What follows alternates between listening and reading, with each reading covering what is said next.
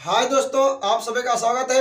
आइए देखिए अनुपात समानुपात टाइप 9 स्टेज 4 क्वेश्चन नंबर 1 में कहता है कि एक नगर की जनसंख्या 15,000 है। यदि पुरुषों की संख्या में 15% की वृद्धि तथा स्त्रियों की संख्या में 10% की कमी हो जाए तो पूरी जनसंख्या में 300 की वृद्धि हो जाती है। तो बताइए कि नगर में पुरुषों की संख्या क्या है। देखिए, कुल जनसंख्या है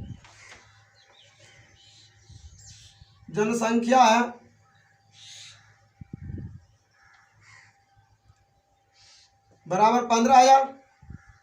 ठीक है। पुरुष में 15% की वृद्धि हुआ, स्त्री में 10% की कमी हुआ। ठीक है। वृद्धि पूरा वृद्धि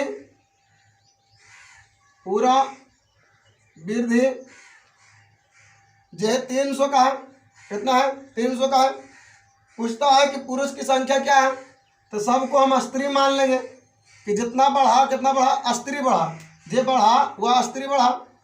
तो 15,000 का 10% माइनस 10%, तो प्रतिशत के लिए 2 शून्य यानी माइनस 1500 यहाँ बढ़ना चाहिए -1500 और बढ़ा कितना +300 यानी कि अंतर कितना का 1800 का।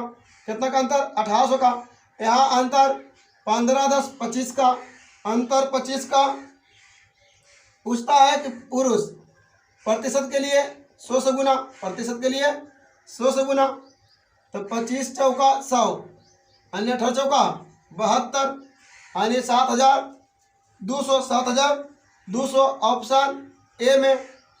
आइए क्वेश्चन नंबर 2 में कहता है कि एक व्यक्ति एक मेज तथा एक कुर्सी 500 रुपया में खरीदा।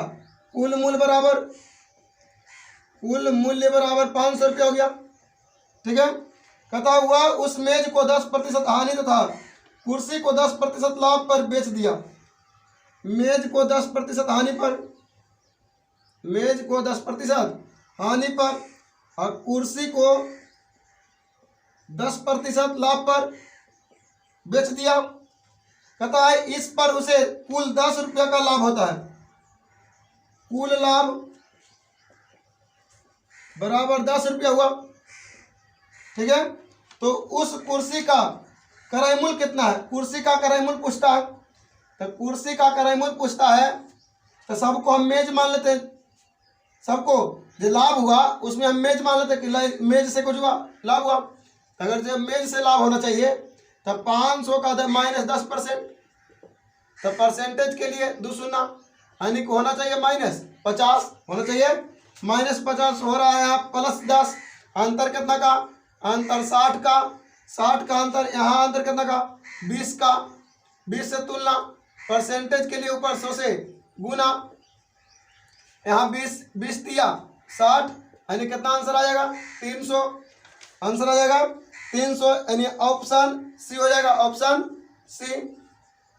आइए क्वेश्चन नंबर 3 में कहता है कि एक व्यक्ति गर्मी के दिन में 4 कूलर तथा 20 पंखे को 40,000 रुपया में खरीदता है। तो कुल क्रय मूल्य बराबर 40,000 रुपया। ठीक है। कहता है यदि कूलर को 4% हानि पर, 4 कूलर था कितना में -5% हानि पर बेचा, पंखे को 20% लाभों पर बेच दे तो पंखा को 20%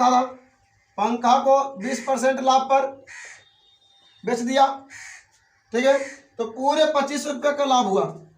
लाभ बराबर 2500 रुपया। कितना है? 2500 रुपया। तो बताएं कि एक पंखा का क्रय मूल्य क्या था। एक पंखा का क्रय मूल्य क्या था? तो यहाँ देखिए हम पूरा मान लेते हैं कूलर का क्रय मूल्य है, कूलर पर लाभ है। ठीक है। तो 40,000 का -5%, प्रतिशत के लिए 2 शून्य खत्म यानी 4 ×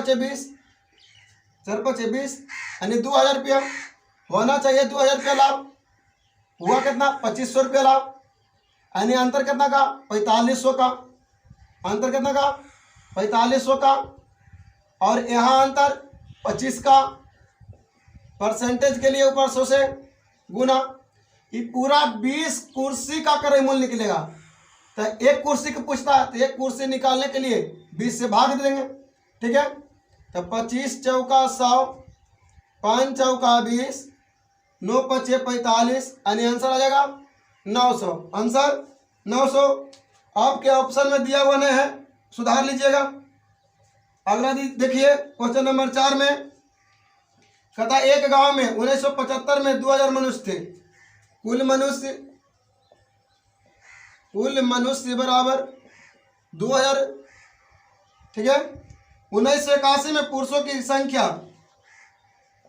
संख्या 10% की वृद्धि हुआ, 10% के वृद्धि हुआ तथा वृद्धि हुई, और स्त्रियों की संख्या में 6% की कमी, स्त्री में 6% की कमी हुआ यानी घटा, परंतु कुल जनसंख्या में अपरिवर्तित रही, यानी वृद्धि एक नहीं हुआ, एक भी नहीं हुआ, यानी शून्य। तो बताएं कि 1975 में पुरुषों की संख्या क्या थी। पुरुष की संख्या पूछता है तो सबको हम स्त्री मान लेते हैं। तो 2000 में स्त्री कितना था -6%, -6%। परसेंटेज के लिए 2 सुना गया, यानी कि हो जाएगा 6 दूनी 12, 120। स्त्री कितना हो जाएगा 120 -120।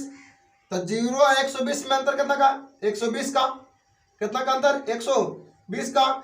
यहाँ अंतर 10 6 16 का, 10 6 16 का, और परसेंटेज के लिए 100 से गुना, परसेंटेज के लिए 100 से गुना। तो जी 25 चौका 100, 4 चौका 16, 30 चौका 20 से, और 25 या 75 यानी 750 ऑप्शन बी हो जाएगा, ऑप्शन बी। आइए स्टेज 5 में क्वेश्चन नंबर 1 में कहता है कि गाय तथा मुर्गा के समूह में पैरों की संख्या उसके सिरों की संख्या के 4 गुने से 30 कम है, तो मुर्गा की संख्या ज्ञात करें। मान लीजिए कि सिर जो है 1 से, अब पैर जो है, पैर 4 गुना है सिर से, तो सिर 1 से, तो पैर 4x होगा। कहता है कम कितना है 30 कम है, कितना कम है 30 कम है। और पूछता है कि मुर्गा की संख्या निकालिए। तो हम पहले गाय निकाल लेते हैं, कि सभी के गाय मान लेते हैं। तो सबको गाय मानेंगे तो 4 गुने 1 से 4x हो जाएगा। अंतर दोनों में निकालेंगे, अंतर आवेगा 30 का, अंतर कितना का 30 का।